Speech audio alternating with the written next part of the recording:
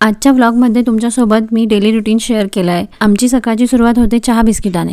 जिंकी ऑफिसला निघायला लागले तेवढ्यात बच्चू उठला. बच्चूचं असं असतं की मला डॅडासोबत खेळायचं आहे. कुठे चाललाय डॅडा, मलाही बाहेर घेऊन चल.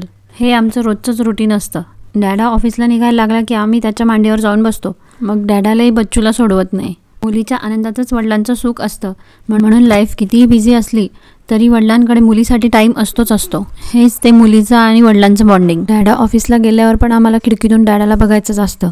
त्यानंतर चिऊ काऊशी गप्पा मारत, चिऊ काऊला बोलवत आमचं जेवण संपतं. मग माझं जेवण आवरून बच्चूला झोपवून आपली घरातली कामं आवरायला घ्यायची. माहेरी निघायचं होतं म्हणून पॅकिंग करायला घेतली, पण कपडेच मिळत नव्हते. मग म्हटलं चला कपाटच आवरून घेऊया. कपाट आवरायला घेतलं, पण हा एवढा पसारा बघून मलाच टेन्शन आलं की काय करायचं. पण तरी थोडंफार तरी कपाट आवरलं गेलं. पण तेवढ्यात बच्चू उठला. मग संध्याकाळी उठल्यावर थोडंसं स्नॅक्स खाऊन मग आजोबा येतात बच्चूला घ्यायला. मग आजोबांसोबत बाहेर फिरायला जायचं असतं. एवढा आनंद होतो की आजोबा आल्या आल्या शूज काढून द्यायचे आणि सांगायचं घ्या मला घालून द्या आणि चला बाहेर फिरायला. त्यानंतर संध्याकाळचं जेवण बनवायला घेतलं. संध्याकाळच्या जेवणात कारल्याची भाजी आणि दाल बनवली.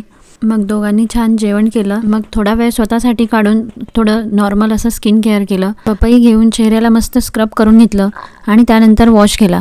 बघा किती छान वाटतंय. दिवसभराचा सगळा थकवा निघून जातो. असं नॅचरल स्किन केअर करून स्किनलाही थोडं न्यूट्रिशन मिळतं आणि आपल्यालाही फ्रेश वाटतं. असा संपला आजचा दिवस. भेटूया पुन्हा नेक्स्ट ब्लॉगमध्ये. तोपर्यंत बाय, टेक केअर.